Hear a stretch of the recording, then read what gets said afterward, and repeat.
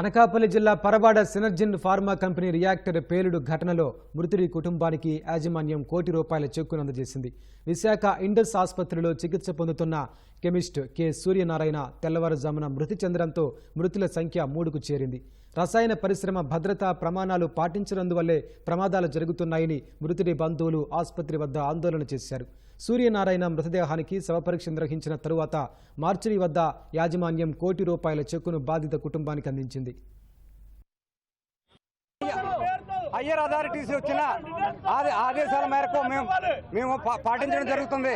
ఒక్కసారి హయ్యర్ ఆదేశాల దగ్గర నుంచి వచ్చిన ఆదేశాలని మేము శిరసా వహించాలి. కలెక్టర్ గారు చెప్పిన ఆదేశాలను శిరసా వహించాలి. మొన్నటి ఉదయాన్నే యాక్సిడెంట్ అయిందని తెలిసింది. వచ్చిన తర్వాత ఇక్కడ హాస్పిటల్లో జాయిన్ చేయడం జరిగింది. ఎంఆర్ఓ గారు వచ్చారు, కలెక్టర్ గారు వచ్చారు, సహకరించారు. అయితే ఈ కాంపన్సేషన్ దగ్గరికి వచ్చేటప్పటికే కొంచెం వివాదం ఏర్పడింది.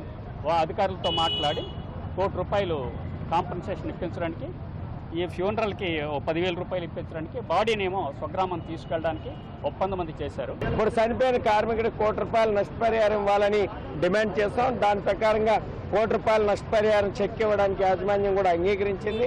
అరిచేతిలో ప్రాణాలు పెట్టుకుని క్షణక్షణం భయాందోళన మధ్య కార్మికులు ఫార్మా పరిశ్రమలో విధులు నిర్వహిస్తున్నారు. భద్రతా పరికరాలు కార్మికులకు ఇవ్వకుండా లాభాలే పరమార్చంగా యాజమాన్యాలు వ్యవహరించడం వల్ల ఈరోజు కార్మిక కుటుంబాలు ఈదిన పడుతున్నటువంటి పరిస్థితి. అందుకని ప్రభుత్వాలు ఇప్పటికైనా భద్రతా ప్రమాణాలు అమలయ్యేటట్లుగా భద్రతా ఆడిట్ నిర్వహించండి ఫార్మా పరిశ్రమల్లో.